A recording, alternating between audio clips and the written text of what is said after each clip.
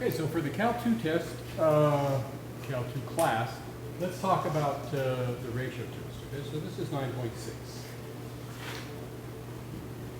So with the ratio test, you know, we have our series, right? And what we do is we take the limit as n approaches infinity of the absolute value of the general term of the sequence, okay, and on the top is the general term of the next term after this, okay? So it's a sub n plus 1, we're taking the limit, and we're in absolute value. So if this thing has any kind of alternating behavior, the absolute value makes it go away, okay? Also, since this thing is a test of absolute value, it determines absolute convergence. So if it converges by the ratio test, then it's absolutely convergent, okay? The requirements are that this thing be strictly less than 1, okay? That means it converges, all right? If it's greater than 1, then we know that it diverges, okay? And if it's equal to 1, then we can't really determine anything with the ratio test, okay? So this is sort of a failure of the ratio test. If you get 1 out of this limit, we don't know what it does, okay? We can't conclude what it does. So some problems that we could try with this would be something like maybe number 31. What's number 31 look like here?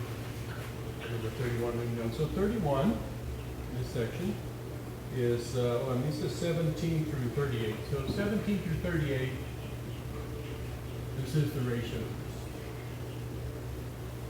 31 looks like this. So it's e to the n over n factorial. So let's quickly use the nth term test, yeah? Because if this thing doesn't go to 0 in the limit, as n approaches infinity, then it diverges and we're done. But this is exponential, and this is factorial. We know that factorial increases faster than exponential, so this thing does go to 0 in the limit, so we cannot make a conclusion based on the nth term test. So let's try the ratio test. Okay, so the ratio test requires the limit as n approaches infinity of absolute value. Now, remember, n is positive, okay, because n is 1, 2, 3, 4, and e to the n is also going to be positive. E is positive, so this thing is always positive, so really don't need the absolute value of this particular case. But anyway, so we're going to have a sub n on the bottom, okay, so it's going to be e to the n over n factorial. And on the top, we're going to have e to the n times e, because this is going to be e to the n plus 1, right? This is going to be e to the n plus 1, right? Over, and then n factorial, this is going to be n plus 1 times n factorial, right? This is n plus 1 factorial, yeah?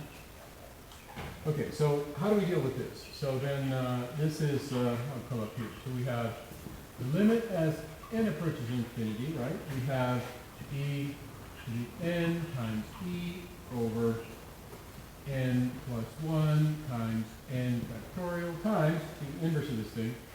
So it's going to be n factorial over e to the n. You see this stuff cancels, this stuff cancels. Now that's why I wrote these things this way, okay? Because in order to use the ratio test, the whole idea is for these things to cancel, okay? And then we're going to end up with the limit as n approaches infinity of what's left. E on the top and n plus 1 on the bottom. This is obviously 0, so this thing converges, and it is absolutely convergent. So there's an example of using the ratio test. Try it with these problems. And if you have any questions or concerns about them, send me an email. I'll make a video answering.